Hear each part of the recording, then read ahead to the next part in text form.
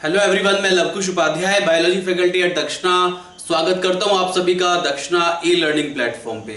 So today I am going to discuss about plant growth and development, lecture number 1। तो plant growth and development, first of all you must understand about the growth. देखिए, आपने पढ़ा होगा एक chapter living world. Living world में आपने पढ़ा होगा fundamental characteristics of living organism. तो लिविंग ऑर्गेनिज्म के फंडामेंटल कैरेक्टरिस्टिक्स क्या क्या होते हैं ये आप ऑलरेडी पढ़ चुके हैं लिविंग वर्ल्ड चैप्टर में। तो यहां पे राइट हम ग्रोथ की बात कर रहे हैं, तो ग्रोथ भी fundamental characteristics of living organism की कैटेगरी में ही आता है। तो ग्रोथ को आप डिफाइन कैसे करेंगे, you must understand about the growth, listen carefully. तो बात करते हैं ग्रोथ की। तो first of all, how you will define growth. Growth is fundamental characteristic of all living organism. पहली बात तो ये, पहला पॉइंट ये, this is fundamental characteristics, fundamental characteristics of all living organisms. जितने भी लिविंग ऑर्गेनिज्म है, अगर वो लिविंग है तो वहां पे ग्रोथ टेक प्लेस करती है, राइट। अगर कोई भी organism, if there is living being, अगर लिविंग बीइंग है तो इसका मतलब ग्रोथ कंपलसरी है। तो जितने भी लिविंग ऑर्गेनिज्म होते हैं सभी में ग्रोथ टेक प्लेस करती है, चाहे वो यूनिसेलुलर हो, सिंगल सेल ऑर्गेनिज्म हो, चाहे वो मल्टी सेलुलर ऑर्गेनिज्म हो। तो जितनी भी लाइफ फॉर्म हमारे प्लेनेट पे एग्जिस्ट करती है, all life form show growth. तो ग्रोथ एक कंपलसरी कैरेक्टर है, एक फंडामेंटल कैरेक्टरिस्टिक्स है। लाइफ फॉर्म में, लिविंग ऑर्गेनिज्म में ग्रोथ देखी जाती है। तो ग्रोथ एक fundamental characteristic of life form है। दूसरा पॉइंट कि ग्रोथ को आप डिफाइन कैसे करेंगे, how you will define growth. So this is very simple to define the growth, right. Growth is permanent increase in size or volume. So this is the permanent increase in size or volume. अगर size बढ़ जाता है, volume बढ़ जाता है, and that is permanent increase, right. Growth एक क्या है, एक परमानेंट इंक्रीज है। Is that clear to all of you. एक जो न्यू बोर्न चाइल्ड होता है, एक इन्फेंट होता है, वो अपनी लाइफ की पहली फेज में एंटर करता है जिसको आप जुवेनाइल फेज कहते हैं, राइट, जिसको आप ग्रोथ फेज भी कहते हैं। उसमें उस चाइल्ड की ग्रोथ टेक प्लेस करती है। जुवेनाइल फेज के बाद नेक्स्ट फेज अडल्ट फेज आती है। After the 18 years, A majority of individuals in human being की अगर हम बात करें तो 18 की एज में वो ग्रोथ को अटेन कर लेता है। तो अटेन होती है ग्रोथ 18 की एज में। तो 18 की एज में आके कोई भी वो जो ह्यूमन बीइंग है वो अडल्ट स्टेज में आ जाता है, लेकिन अडल्ट स्टेज के बाद फिर वो सेंसेंट स्टेज में आता है। तो लाइफ के डिफरेंट फेजेस होते हैं, और ये जो लाइफ के फेजेस हैं, चाहे वो जुवेनाइल फेज हो, चाहे वो रिप्रोडक्टिव फेज हो, चाहे वो सेंसेंट फेज हो, तो जुवेनाइल फेज से रिप्रोडक्टिव फेज में एंटर करता है जस्ट बिकॉज ऑफ ग्रोथ। तो ऑर्गेनिज्म अपनी एक लाइफ की फेज से दूसरी लाइफ की फेज में एंटर करता है, and that is possible due to growth. तो ग्रोथ देखी जाती है जुवेनाइल फेज में, ग्रोथ फेज में, उसके बाद रिप्रोडक्टिव फेज। तो ये जो सारी चीजें हैं, एक फेज से अगर ऑर्गेनिज्म दूसरे फेज में एंटर कर रहा है, दूसरे फेज से तीसरे फेज में एंटर कर रहा है, 3 मेन फेजेस होते हैं। तो ये फेजेस जो होते हैं ये सक्सेसिव फेज होते हैं। ये जो फेजेस होते हैं परमानेंट होते हैं, यानी कि यहाँ पे फेजेस जो होते हैं इरिवर्सिबल होते हैं, ये रिवर्सिबल नहीं हो सकते हैं। यू नो, कोई आदमी बच्चा नहीं बन सकता, कोई बच्चा बूढ़ा नहीं बन सकता है, सॉरी, कोई आदमी बच्चा नहीं बन सकता है और कोई बूढ़ा, राइट, बच्चा नहीं बन सकता, यानी कि ये इरिवर्सिबल नहीं होती है। और अगर देखा जाए तो कहीं कहीं पे अगर हम ह्यूमन बीइंग की बात करें तो हम मेंटल ग्रोथ को भी कंसीडर कर लेते हैं। तो जितनी भी लाइफ फॉर्म है, चाहे वो सिंगल सेल ऑर्गेनिज्म हो या मल्टी सेलुलर लाइफ फॉर्म हो, सभी ग्रोथ शो करती है। एक सिंगल सेल ऑर्गेनिज्म भी ग्रोथ को शो करते हैं, वो अपनी सेल्स के नंबर को इंक्रीज करते हैं। They grow and divide, they grow and divide. एक सिंगल सेल ऑर्गेनिज्म में ग्रोथ जो होती है, right, that is simultaneous to the reproduction. Binary fission देखा होगा आपने अमीबा में। अमीबा में जो बाइनरी फिजन है उसमें अमीबा जो सेल्स होती है वो ग्रो एंड डिवाइड, वहां पे ग्रोथ और रिप्रोडक्शन दोनों एक साथ टेक प्लेस करते हैं। तो ग्रोथ का पैटर्न सभी में अलग अलग हो सकता है। कुछ ऐसे ऑर्गेनिज्म होते हैं जिसमें कि ग्रोथ फिक्स होती है, growth up to the certain stage. लेकिन कुछ ऐसे भी ऑर्गेनिज्म होते हैं जिसमें की ग्रोथ फिक्स नहीं होती है। अगर हम एनिमल्स की बात करें तो एनिमल्स में एक डिफाइनाइट पैटर्न ऑफ ग्रोथ होता है। अगर हम प्लांट्स की बात करें तो प्लांट्स में एक डिफाइनाइट पैटर्न ऑफ ग्रोथ नहीं होता, प्लांट्स में इनडिफाइनाइट पैटर्न ऑफ ग्रोथ होता है। प्लांट्स में थ्रू आउट लाइफ फ्लावरिंग होती है, फ्रूटिंग होती है। If any part of the plant cut from the tree, अगर ट्री से कोई पार्ट कट के नीचे गिर जाता है तो उसकी जगह एक नया पार्ट जनरेट हो जाता है, रीजनरेट हो जाता है। ऐसा एनिमल्स में नहीं देखा जाता। क्यों? क्योंकि एनिमल्स में डिफाइनाइट ग्रोथ होती है और प्लांट्स में इनडिफाइनाइट ग्रोथ होती है। तो पैटर्न ऑफ ग्रोथ सभी ऑर्गेनिज्म में अलग अलग होती है। So how you will define growth? Growth is permanent increase in size और volume, may be in a particular organ और may be throughout the body. पूरी बॉडी की ग्रोथ हो सकती है या किसी पर्टिकुलर ऑर्गन की ग्रोथ हो सकती है, ग्रोथ देखी जाती है। एक पॉइंट और, ग्रोथ जो है वो एक मेटाबॉलिक प्रोसेस है। ये भी बात आपको याद रखनी है कि आपके मेटाबॉलिज्म पे डिपेंड करती है आपकी ग्रोथ। तो this is completely metabolism process. तो यहां पे ग्रोथ में मेटाबॉलिक एक्टिविटीज देखी जाती है। मेटाबॉलिक एक्टिविटीज की वजह से ही किसी भी ऑर्गेनिज्म की ग्रोथ होती है। तो ये एक मेटाबॉलिक प्रोसेस आप कंसीडर कर सकते हैं। तो growth, this is the result of metabolic process. ये एक मेटाबॉलिक प्रोसेस है।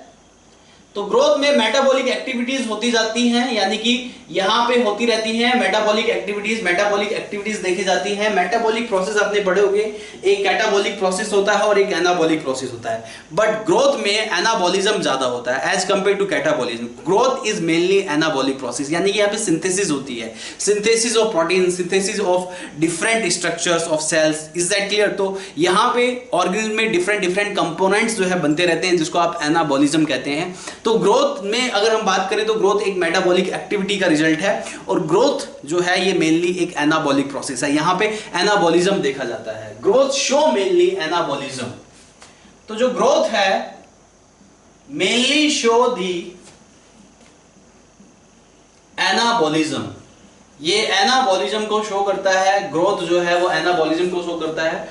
ग्रोथ जो होती है इट मे बी इंट्रासेलुलर और it may be extra cellular, यानी कि आउटसाइड ऑफ द सेल्स यानी कि इनसाइड ऑफ द सेल्स। ये एक्स्ट्रा सेलुलर और इंट्रासेलुलर दोनों टाइप की हो सकती है। तो ये भी बात आपको याद रखनी है। तो ग्रोथ में भी इंट्रासेलुलर और एक्स्ट्रा सेलुलर ये दोनों टाइप से हो सकती हैं। इंट्रासेलुलर भी हो सकती है और एक्स्ट्रा सेलुलर भी हो सकती है, राइट। तो हम यहां पे इस चैप्टर में डिस्कस कर रहे हैं, right, plant growth and development. तो ये चैप्टर मेनली फोकस करता है प्लांट की ग्रोथ पे। तो प्लांट में ग्रोथ किस टाइप की होती है इसके बारे में डिस्कस करते हैं। As I already told you, growth जो होती है मे बी डिफाइनाइट और मे बी इनडिफाइनाइट। तो कुछ ऑर्गेनिज्म में, खासकर एनिमल्स में, जैसे कि ह्यूमन बींग्स में हम देखें तो ग्रोथ जो होती है वो पर्टिकुलर स्टेज तक होती है, up to a certain stage of the life, यानी कि डिफाइनाइट ग्रोथ होती है। प्लांट्स में जो ग्रोथ होती है वो इनडिटर्मिनेट या इनडिफाइनाइट ग्रोथ देखी जाती है। तो हम बात करते हैं ग्रोथ ऑफ प्लांट की, यानी कि प्लांट ग्रोथ की बात करते हैं।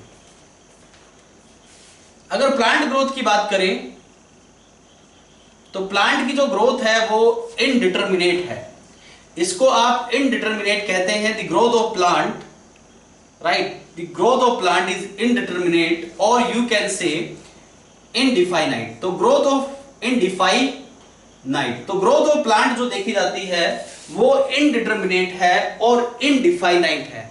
So the growth of plant is indeterminate और इनडिफाइनाइट। अब यहां पे ऐसा क्या होता है प्लांट के पास कि प्लांट में ग्रोथ इनडिटर्मिनेट है या प्लांट में ग्रोथ इनडिफाइनाइट है।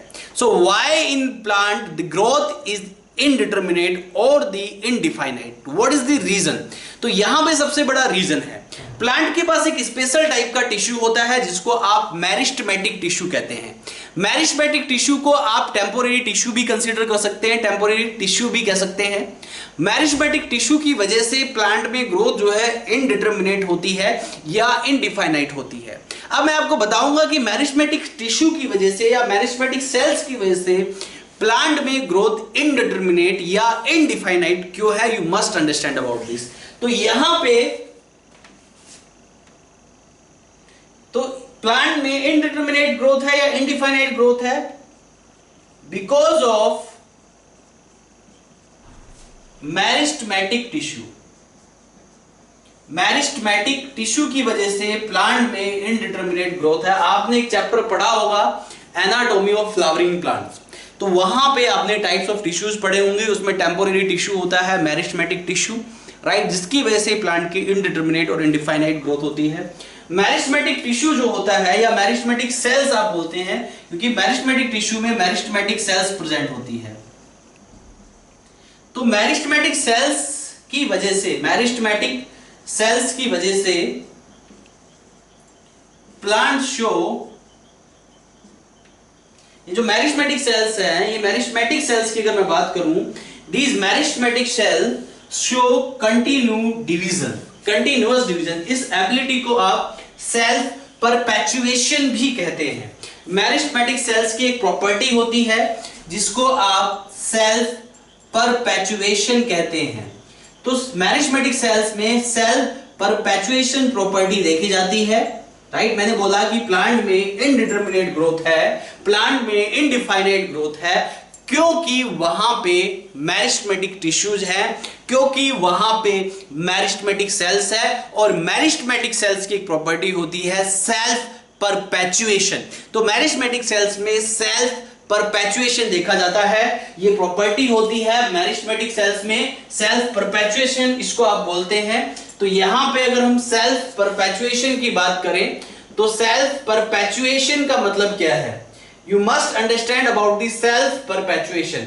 तो सेल्फ परपेचुएशन मतलब यहां पे इस सेल्स की प्रॉपर्टी है, यहां पे ये टर्म भी आ जाता है एग्जाम में, this is very important, it can frame as question in your exam कि सेल्फ परपेचुएशन क्या है। So this is the continue division ability of the meristematic cells. Meristematic cell या मेरिस्टेमेटिक टिश्यू में continue division ability है। इस continue division ability की वजह से प्लांट में इनडिटरमाइंड ग्रोथ है, प्लांट में इनडिफाइनाइट ग्रोथ है, और इस प्रॉपर्टी की वजह से ही यहां पे मेरिस्टेमेटिक टिश्यू जो है वो कंटिन्यूअस डिवीजन करते हैं, मेरिस्टेमेटिक सेल्स जो है कंटिन्यूअसली डिवाइड होती है। Are you getting? तो ये मेरिस्टेमेटिक टिश्यू या मेरिस्टेमेटिक सेल्स की प्रॉपर्टी है जिसको आप सेल्फ परपेचुएशन कहते हैं। इसकी वजह से यहां पे कंटिन्यूस सेल डिवीजन होता है। अगर देखो कंटिन्यूस सेल डिवीजन है किसी ऑर्गेनिज्म में या किसी प्लांट में, यानी कि उसमें उतना ही ज्यादा रीजनरेशन एबिलिटी है, उसमें उतनी ही ज्यादा जो है ग्रोथ है, उसमें जो है उतनी ही इनडिटरमाइंड ग्रोथ, इनडिटरमिनेट ग्रोथ है। So due to ability of this, इस एबिलिटी की वजह से यहां पे राइट प्लांट्स में इनडिटरमिनेट या इनडिफाइनाइट ग्रोथ है, right. Due to this property of meristematic cells, plant show indeterminate growth, right. तो ये है, अगर कोई मेरिस्टेमेटिक सेल, राइट, जरूरी नहीं है कि मेरिस्टेमेटिक सेल हमेशा ही डिवीजन करे। जब तक वो अपनी डिवीजन एबिलिटी को शो करता है वो कंटिन्यूअसली डिवीजन करती रहती है, राइट। लेकिन यहां पे एक चीज और मैं आपको बता दूं पहले कि यहां पे मेरिस्टेमेटिक सेल्स के कुछ कैरेक्टर्स हैं, इनसे रिलेटेड क्वेश्चन एग्जाम में पूछ लिए जाते हैं, ये आपको बात याद रखनी है। तो यहां पे मेरिस्टेमेटिक सेल्स के कुछ कैरेक्टरिस्टिक्स हैं, कैरेक्टरिस्टिक्स ऑफ मेरिस्टेमेटिक सेल, ये आपको पता होना चाहिए। मेरिस्टेमेटिक सेल किस तरीके से अदर सेल्स से डिफरेंट होती है, अदर सेल्स ऑफ प्लांट से मेरिस्टेमेटिक सेल्स किस तरीके से डिफरेंट होती है, you must understand about this. तो यहां पे अगर हम मेरिस्टेमेटिक सेल्स की बात करें तो मेरिस्टेमेटिक सेल्स में डेंस साइटोप्लाज्म होता है। Cytoplasm is very dense, dense cytoplasm होता है, लार्ज न्यूक्लियस होता है, ये बात आपको याद रखनी है। This is dense cytoplasm, large nucleus, high karyoplasmic index, high karyoplasmic index की वजह से सेल डिवीजन ज्यादा रहता है, हाई कैरियोप्लाज्मिक इंडेक्स रहता है, डेंस साइटोप्लाज्म है, लार्ज न्यूक्लियस है, और एक बहुत ही important point, it can frame as question in your exam कि मेरिस्टेमेटिक सेल में secondary cell wall is absent, only primary cell wall is present. यहां पे मेरिस्टेमेटिक सेल में प्राइमरी सेल खाली, प्राइमरी जो सेल वॉल है, primary cell wall is only present in meristematic cell. तो meristematic cell में primary cell wall खाली present होती है। Is that clear? यहाँ पे सेकेंडरी सेल वॉल प्रेजेंट नहीं होती है। और सबसे इंपॉर्टेंट पॉइंट कि यहाँ पे कंटिन्यूअस डिवीजन एबिलिटी होती है इस सेल की, कंटिन्यूअस डिवीजन एबिलिटी जो मैरिस्मेटिक सेल है। Is that clear all of you? बात समझ में आ रही है आप लोगों को? अब यहाँ पे जो मैरिस्मेटिक सेल्स है या जो मैरिस्मेटिक टिश्यू है प्लांट्स के मेनली कौन कौन से पार्ट में प्रेजेंट होते हैं, ये बात आपको याद रखनी है, राइट? ध्यान दीजिए प्लीज, लिसन केयरफुली कि कौन से पार्ट में मैरिस्मेटिक सेल या मैरिस्मेटिक टिश्यू प्रेजेंट होता है प्लांट में। You must understand about this. हालांकि ये आप पहले भी पढ़ चुके होंगे एनाटॉमी ऑफ फ्लावरिंग प्लांट में, फिर भी you must understand again, right? तो यहां पे अगर मैं मेनली मेरिस्टेम की बात करूं, मैरिस्मेटिक टिश्यू की मैं बात करूं, ध्यान दीजिएगा प्लीज।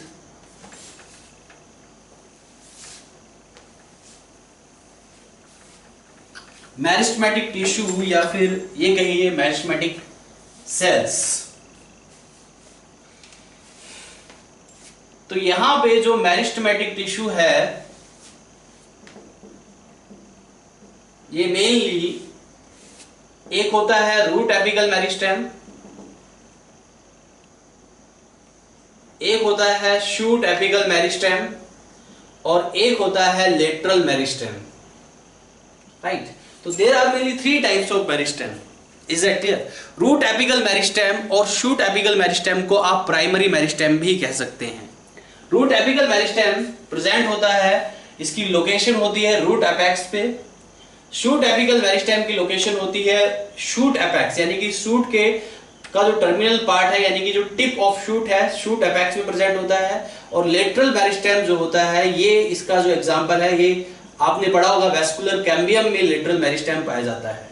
तो यहाँ पे रूट एपेक्स और में root apical meristem in root apex, shoot apical meristem in shoot apex, वहीं lateral meristem present in vascular cambium. Is that clear to all of you? यहाँ पे root apical meristem and shoot apical meristem को आप primary meristem भी कह सकते हैं, इन दोनों को। You can also be known as primary meristem. और ये लेटरल मेरिस्टेम को आप सेकेंडरी मेरिस्टेम भी कह सकते हैं, you can also be known as secondary meristem. दोनों में डिफरेंस क्या है? देखिए, रूट एपिकल मेरिस्टेम जो है जो कि रूट एपेक्स में प्रेजेंट है, या शूट एपिकल मेरिस्टेम जो है जो कि शूट एपेक्स में प्रेजेंट है, तो दोनों को आप प्राइमरी मेरिस्टेम कंसीडर करते हैं। इसको प्राइमरी मेरिस्टेम इसलिए कंसीडर किया जाता है because this is responsible for primary growth. इस प्राइमरी मेरिस्टेम की वजह से प्राइमरी ग्रोथ होती है, प्राइमरी ग्रोथ इसमें टेक प्लेस करती है। That's why you also be known as primary meristem. तो यहां पे इस root apical meristem and shoot apical meristem, root apical meristem is present in root apex, shoot apical meristem present in shoot apex, and this is present and these both are called primary meristem because ये जो करता है show primary growth। Primary growth का मतलब क्या है? देखिए, अगर प्लांट की किसी भी पार्ट की लेंथ इंक्रीज होती है that is called primary growth. Root की लेंथ बढ़ रही है या शूट की लेंथ बढ़ रही है, तो लेंथ का बढ़ना प्राइमरी ग्रोथ है, राइट? और प्राइमरी ग्रोथ को कौन प्रमोट करेगा? Primary meristem. और प्राइमरी मेरिस्टेम कहां है? रूट एपेक्स में या शूट एपेक्स में। Is that clear? तो ये जो है शो प्राइमरी ग्रोथ, ये प्राइमरी ग्रोथ को शो करता है primary meristem. Is that clear all of you? So that's why यहां पे रूट एपिकल और शूट एपिकल मेरिस्टेम जो है वो प्राइमरी मेरिस्टेम है। शो प्राइमरी ग्रोथ, ये प्राइमरी ग्रोथ को शो करता है। प्राइमरी ग्रोथ का मतलब है increase in length. Increase in length, जो रूट एपिकल मेरिस्टेम है वो रूट की लेंथ बढ़ाता है, जो शूट एपिकल मेरिस्टेम है वो शूट की लेंथ बढ़ाता है, राइट? तो ये प्राइमरी ग्रोथ है। वहीं सेकेंडरी मेरिस्टेम शो करता है सेकेंडरी ग्रोथ को। सेकेंडरी ग्रोथ का मतलब यहां है अगर प्लांट के किसी भी पार्ट की गर्थ इंक्रीज हो रही है, थिकनेस इंक्रीज हो रही है, राइट, यानी कि that indicate the secondary growth. तो ये जो शो करता है सेकेंडरी ग्रोथ मतलब increase in girth, increase in girth और थिकनेस। थिकनेस किसी भी प्लांट के पार्ट की, राइट, या प्लांट के स्टेम की जो मोटाई बढ़ जाती है उसे सेकेंडरी मेरिस्टेम, सेकेंडरी ग्रोथ कहते हैं, just because of secondary meristem या फिर लेटरल मेरिस्टेम। तो यहां पे मेरिस्मेटिक टिश्यू के कैरेक्टरिस्टिक्स है। सपोज दैट अगर कहीं पे मेरिस्मेटिक सेल्स अपनी डिवीजन एबिलिटी को रोक कंट्रोल कर देता है, यानी कि प्रिवेंट हो जाती है मेरिस्टेमेटिक सेल्स की डिवीजन एबिलिटी, तो वो मेरिस्मेटिक जो टिश्यू है वो परमानेंट टिश्यू में कन्वर्ट हो जाएगा। ये बात आपको याद रखनी है। Is that clear? ध्यान दीजिए please. If meristematic tissue lost its division ability, अगर वो अपनी डिवीजन एबिलिटी को लॉस्ट कर देता है तो उस केस में यहां पे वो जो टिश्यू है meristematic tissue convert into the permanent tissue. ये बात आपको याद रखनी है। If meristematic tissue loss its division ability, वो अपनी डिवीजन एबिलिटी को अगर लॉस कर देता है मेरिस्टेमेटिक टिश्यू, तो उस केस में क्या होता है, if it will right loss its division ability, then what will happen. ध्यान दीजिए please. If meristematic tissue loss its division ability, ये अपनी डिवीजन एबिलिटी को अगर लॉस कर देता है meristematic tissue, if meristematic tissue loss its division ability then convert into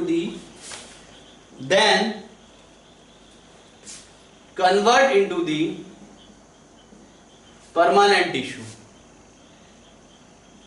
देखिए मैंने बताया आपको मेरिस्टेमेटिक टिश्यू या मेरिस्टेमेटिक सेल की जो एबिलिटी होती है, जिसको आप सेल्फ परपेचुएशन एबिलिटी बोलते हैं, राइट, यानी कि जहां पे कंटिन्यूअस सेल डिवीजन देखा जाता है, तो continuous cell division self perpetuation ability, अगर ये कंटिन्यूअस सेल डिवीजन स्टॉप हो जाता है, अगर ये कंटिन्यूअस सेल डिवीजन प्रिवेंट हो जाता है, रुक जाता है, तो कंटिन्यूअस सेल डिवीजन के रुक जाने की वजह से, कंटिन्यूअस सेल डिवीजन के प्रिवेंट हो जाने की वजह से वहां पे वो मेरिस्टेमेटिक टिश्यू किसी एक परमानेंट टिश्यू में कन्वर्ट हो जाता है, राइट। और ये परमानेंट टिश्यू कुछ एग्जांपल्स है, जैसे कि यहां पे हम पैरेन्काइमा टिश्यू की बात कर रहे हैं।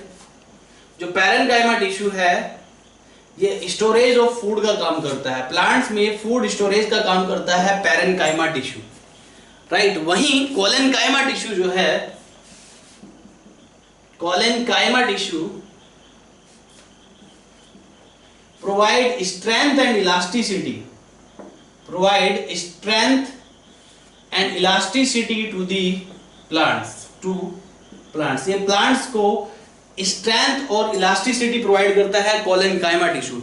और भी एग्जांपल ले सकते हैं आप, स्क्लेरेनकाइमा जो टिश्यू है, स्क्लेरेनकाइमा टिश्यू जब मेरिस्टेमेटिक टिश्यू परमानेंट टिश्यू में कन्वर्ट होता है, उसका एग्जांपल है sclerenchyma tissue provide the strength to the plant.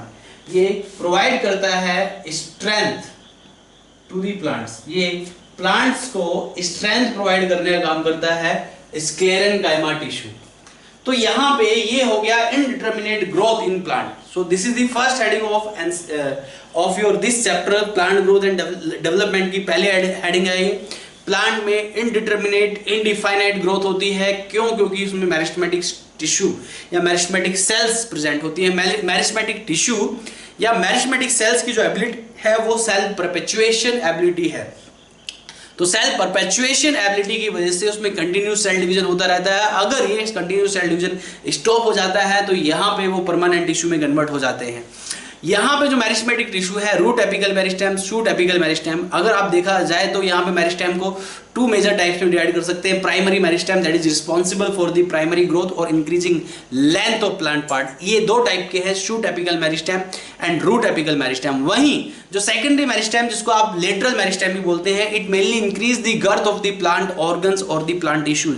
Is that clear to all of you? ये सेकेंडरी मेरिस्टेम है और this is responsible for the secondary growth and secondary growth is increasing in girth of the plant tissues.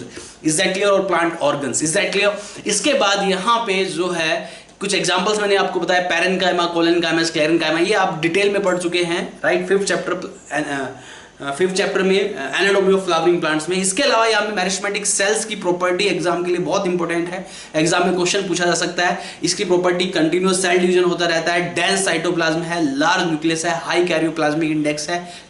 Is that clear? और इसके अलावा primary cell wall यहाँ पे खाली present होती है, सेकेंडरी सेल वॉल यहाँ पे एब्सेंट होती है।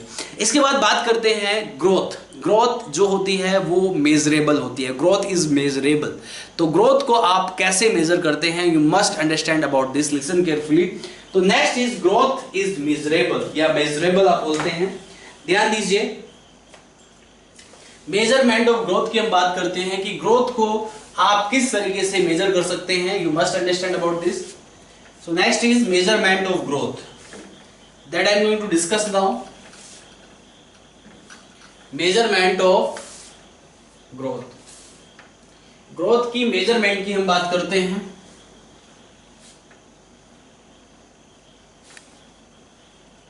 मेजरमेंट ऑफ ग्रोथ, ध्यान दीजिए यहां पे. See, measurement of growth.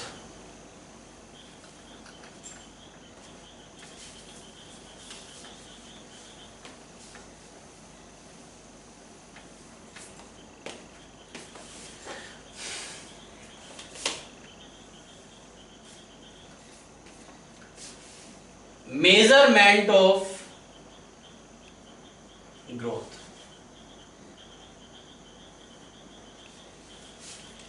The growth of plant is always measurable, और growth of anything, growth हमेशा measurable होती है. ग्रोथ को आप मेजर कर सकते हैं. तो ग्रोथ को मेजर करने के क्या क्या तरीके हैं आपके पास, किस तरीके से आप ग्रोथ को मेजर कर सकते हैं, you must understand about this. तो growth is always measurable. Growth is always measurable. Growth जो होती है वो हमेशा मेजरेबल होती है, यानी कि it can measure, right. Growth can measure by, number 1 is increasing fresh weight और ड्राई वेट. अगर किसी भी प्लांट के पार्ट का या प्लांट का फ्रेश वेट या ड्राई वेट बढ़ जाता है, इसे आप कहते हैं growth, right. Second is increasing surface area, increasing volume, increasing in number of cells, increasing in length. ये मेथड है ग्रोथ को मेजर करने के लिए. अगर हम ग्रोथ की बात करें तो ग्रोथ को आप प्राइमरीली कैसे कहेंगे. प्राइमरीली अगर हम किसी सेल की बात करें, देखिए cell is the unit of life, fundamental and structural unit of life. तो प्राइमरी लेवल पे, अगर इनिशियल लेवल पे देखा जाए तो प्रोटोप्लाज्मिक कंटेंट बढ़ जाने की वजह से सेल्स जो है अपना साइज अटेन कर लेता है. लेकिन इस तरीके से आप अगर ग्रोथ को मेजर करेंगे, प्रोटोप्लाज्मिक कंटेंट को आप मेजर करेंगे, it will be very difficult for us to measure the growth in complex life form. तो कॉम्प्लेक्स लाइफ फॉर्म में प्रोटोप्लाज्मिक कंटेंट की हेल्प से आप ग्रोथ को मेजर नहीं कर सकते हैं. So there are several method to measure the growth. जैसे कि यहां पे इंक्रीजिंग फ्रेश वेट और ड्राई वेट. अगर किसी प्लांट ऑर्गन का या किसी प्लांट का राइट ओवरऑल वेट बढ़ जाता है, ड्राई वेट बढ़ जाता है या उसका फ्रेश वेट बढ़ जाता है, it means growth is taking place. Second is increasing surface area. Increasing surface area मतलब सरफेस एरिया को आप मेजर करते हैं खासकर ऐसे ऑर्गन में जो जनरली फ्लैट है. जैसे कि प्लांट में लीव्स में सरफेस एरिया को मेजर करके आप आइडेंटिफाई कर सकते हैं, आप फाइंड आउट कर सकते हैं कि ग्रोथ होती है या ग्रोथ नहीं होती है. Is that clear. तो यहां पे ये पॉइंट आप लिखिएगा, जो इंक्रीजिंग सरफेस एरिया है, increasing surface area, this is the measurement of growth only for measurement of growth. This is the measurement of growth only for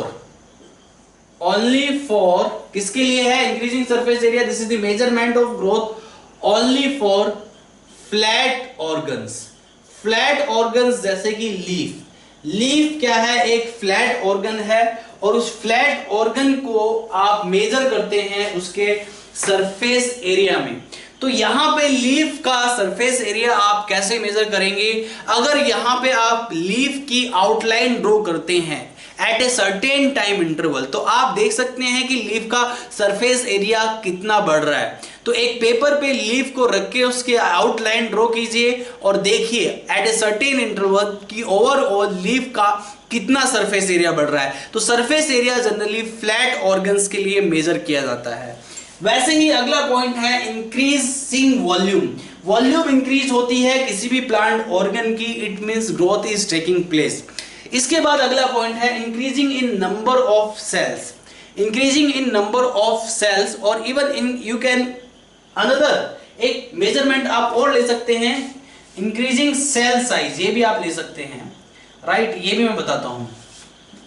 increasing in cell size, अगर हम बात करें इंक्रीजिंग नंबर ऑफ सेल्स की, तो sales के जो number है वो बढ़ते रहते हैं और इससे आप ग्रोथ को मेजर कर सकते हैं। फॉर एग्जांपल देखिए, ध्यान दीजिए यहां पे अगला पॉइंट क्या है मेरा, increasing in number of cells. यहां पे कुछ एग्जांपल्स जो है एनसीईआरटी में दिए हैं, these are very important, exam में फ्रेम हो सकता है इनसे question, so you must understand about this. तो increasing in number of cell, इसका एग्जांपल ले लेते हैं एक, for example root apical cells of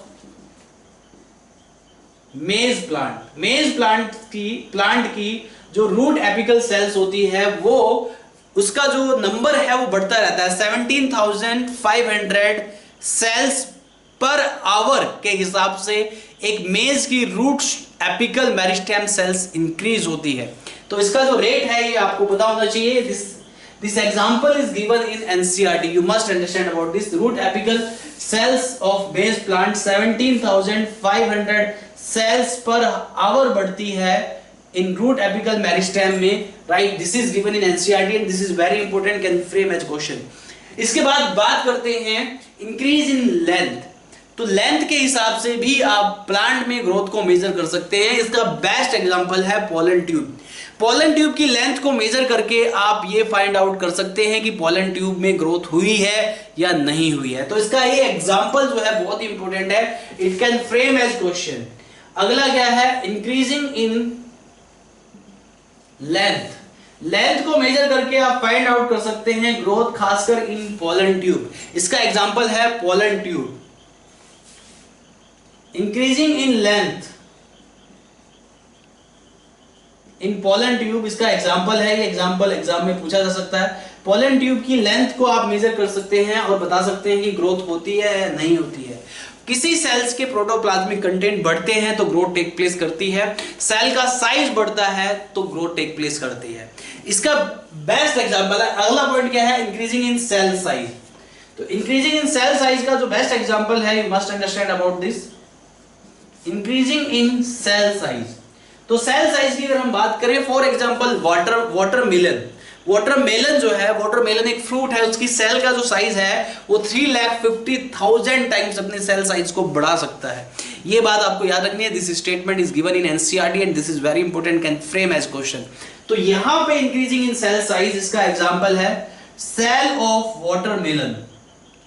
cell of watermelon, watermelon की जो सेल है, right, increase its size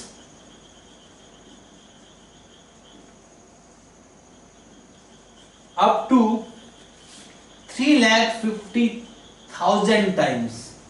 3,50,000 times, right, cell का साइज अटेन हो जाता है। So this is about the measurement of, right, growth. इसके बाद हम बात करते हैं stage of, right, growth. Growth की जो मेजर स्टेज है वो कौन कौन सी स्टेज है ये आपको पता होना चाहिए। Listen carefully about the stages of growth that I'm going to discuss now. So next is stages of growth.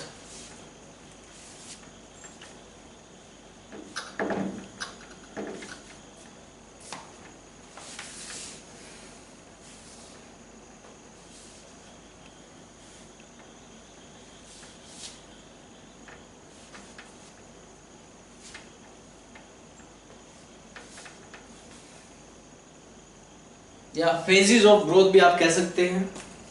तो next I am going to discuss about phases of growth। कौन कौन से मेजर phases हैं growth के, you must understand about this.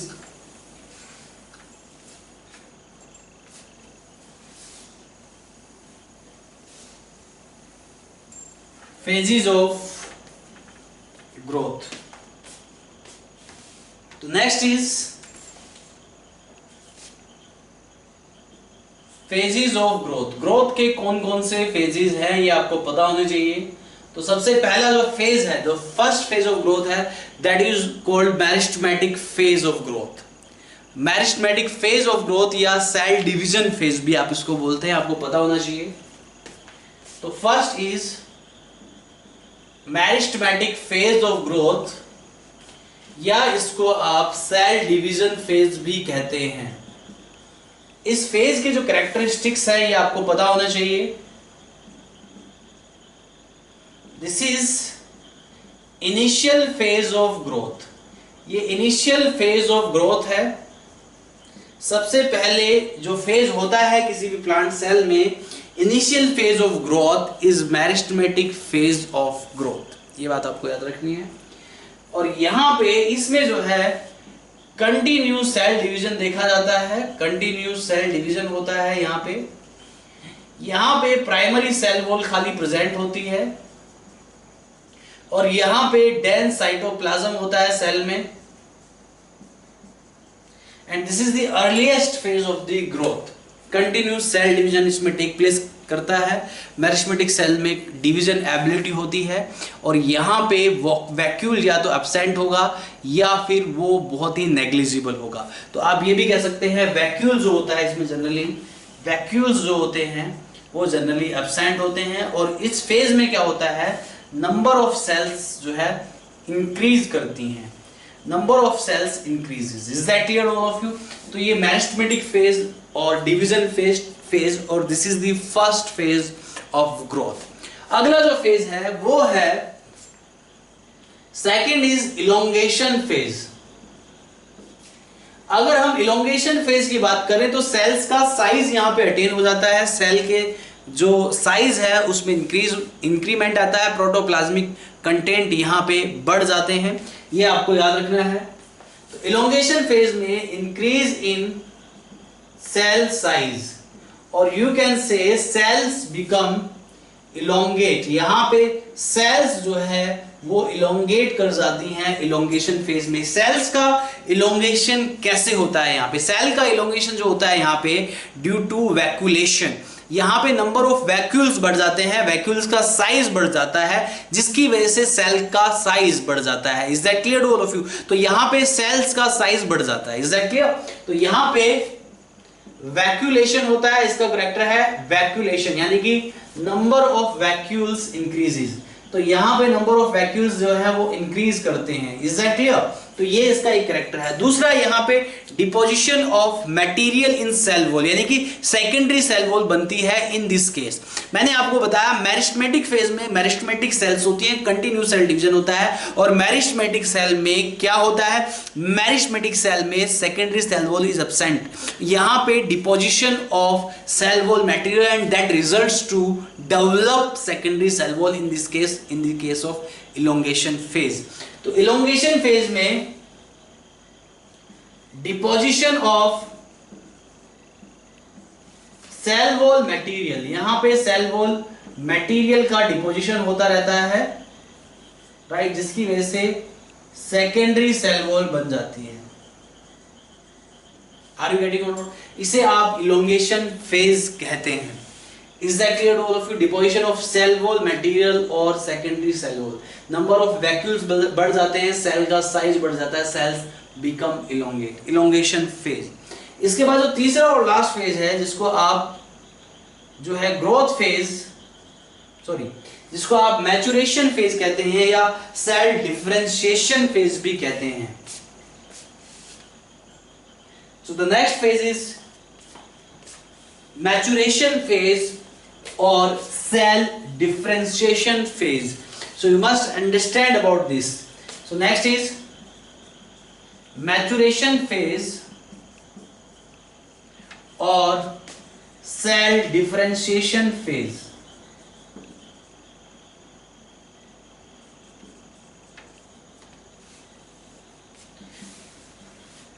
यहां पे sales mature कर जाती हैं और उसमें कोई चेंज नहीं देखा जाता है until the death. Until the death of cell, वहां पे कोई भी मेजर चेंजेस नहीं देखे जाते हैं। तो यहां पे सेल्स जो होती हैं वो मेच्योर कर जाती हैं, बिकम मेच्योर, और यहां पे सेल्स में डिफरेंशिएशन होते हैं, और ये जो डिफरेंशिएशन होते हैं these are mainly of two types, ये दो टाइप के डिफरेंशिएशन देखे जाते हैं. You must understand about this. So these differentiation are mainly of two types. One is structural differentiation, cell में structural differentiation देखा जाता है और functional differentiation देखा जाता है. तो यहाँ पे structural differentiation क्या है और functional differentiation क्या है, you must understand about this. So next is structural differentiation and functional differentiation that I am going to discuss now. So you must understand about this. Structural differentiation and functional differentiation. तो यहां पे हम structural differentiation की बात कर रहे हैं.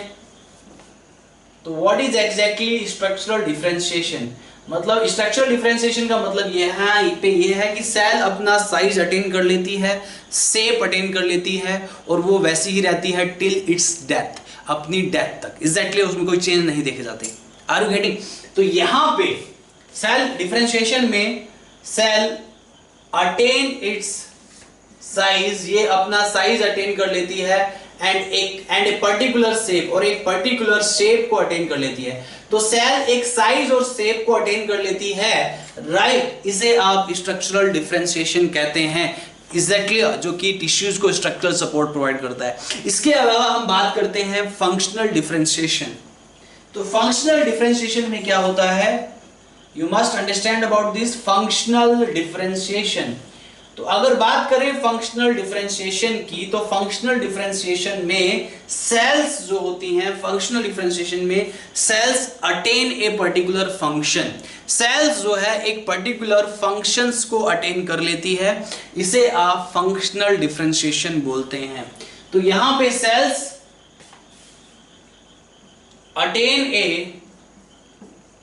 Particular function, cell एक पर्टिकुलर फंक्शंस को अटेन कर लेती हैं, और ये जो फंक्शंस होते हैं, ये हम इन फंक्शंस की बात करें, इन फंक्शंस को फिजियोलॉजिकल फंक्शंस कहते हैं. जैसे कि एक पर्टिकुलर सेल जो है वो स्टार्ट कर देती है. फॉर एग्जांपल यहाँ पे आप ले सकते हैं फोटोसिंथेसिस.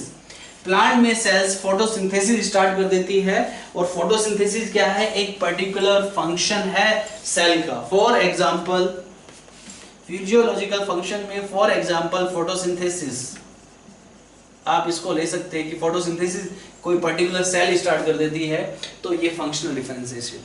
इसी के साथ ग्रोथ इज डन. ग्रोथ मैंने बताया this is the permanent increase in size और द वॉल्यूम. इसके बाद मैंने बताया कि प्लांट में ग्रोथ कैसे होती है. प्लांट में जो ग्रोथ होती है इनडिटर्मिनेट और indefinite due to presence of meristematic cells और मैरिस्मेटिक टिश्यू, क्योंकि उसमें सेल्फ परपेचुएशन प्रॉपर्टी होती है. इसके बाद मैंने आपको बताया कि ग्रोथ जो है उसकी मेजरमेंट कैसे होती है. Growth is always measurable. Surface area से, नंबर ऑफ सेल्स से आप increasing number of cells, increasing dry weight और fresh weight, increase in size of cells, right, increase in volume, increase in length, इस तरीके से आप मेजर कर सकते हैं.